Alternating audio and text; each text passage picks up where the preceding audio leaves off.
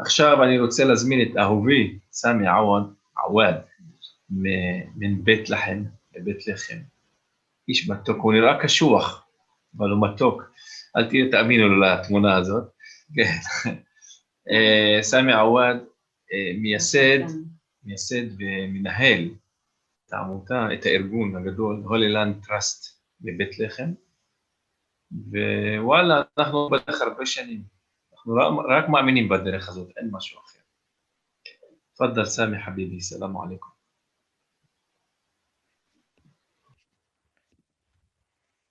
Assalamu alaikum, Sheikh Ihab and Sheikh Aora.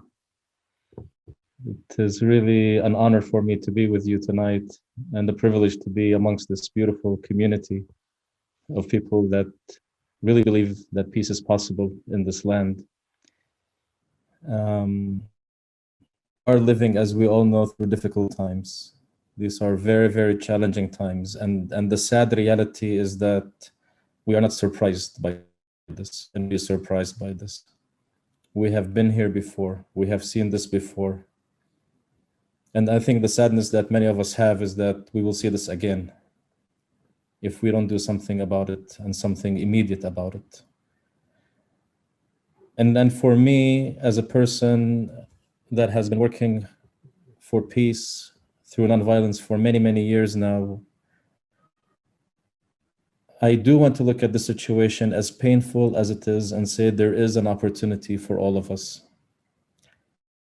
There is an opportunity to really dig deep into who we are as peace activists, to really begin to ask the question, and honestly ask the question, why have we, as peace activists, failed so far to achieve peace? And it's not wrong for us to look into this question because this is where the opening happens for something new to emerge. And I'm very thankful for everything that has been shared so far because it all feeds into this direction.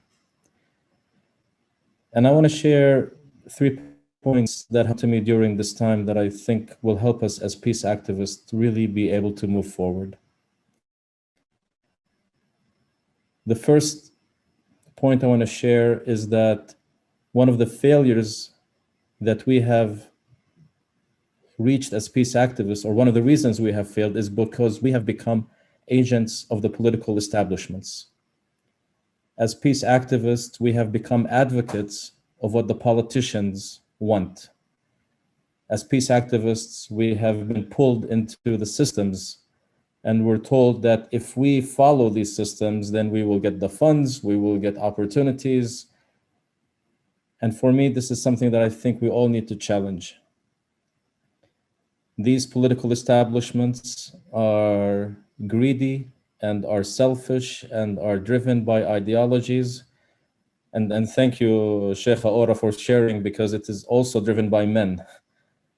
And this is something that we need to put an end to. As peace activists, we advocate for peace, for justice, for equality, for human rights. Be advocating for political solutions. We each may have our own understanding of a possible political solution. But I always say that as peace activists, you know, if you see there's a painting behind me, Talib Adwaik, a famous Jerusalem Palestinian artist. The politicians always talk about the framework for peace. We need to talk about the painting. We should not be arguing between us what is the frame. 1 state, 2 states, thick frame, thin frame, black frame, white frame. What is the painting that we are painting together? This is who we are, and this is what our role is.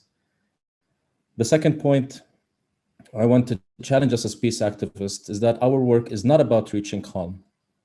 It's not about reaching ceasefire. It's not about eliminating the tension. Yes, we are seeing a lot of pain, and many of us are suffering. My mother's family lives in Gaza. They have had to evacuate their apartment building twice. And one of my aunts is very old and handicapped, and she cannot move. And young men had to carry her down the stairs twice just in the last few days. So there is pain.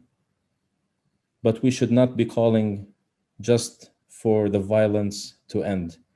I think as peace activists, we need to be continuously pushing the boundaries of the comfort of the systems that we live under. We should not just come together when there is war. Sheikh Ihab, I want to ask you, you do this every month, we come together, even when things are calm or the illusion of calmness is there, we need to come together and challenge each other to continuously push against the systems of oppression because they are there. They did not calm down. They just reorganized themselves for the next wave. And the third point I want to share, and I think it's the deepest point for peace activists, is that we cannot be motivated in our peace work by fear. And I think this is the theme that has been moving tonight. When we talk about love, it's easy to talk about love. But what is love? Love is the absence of fear.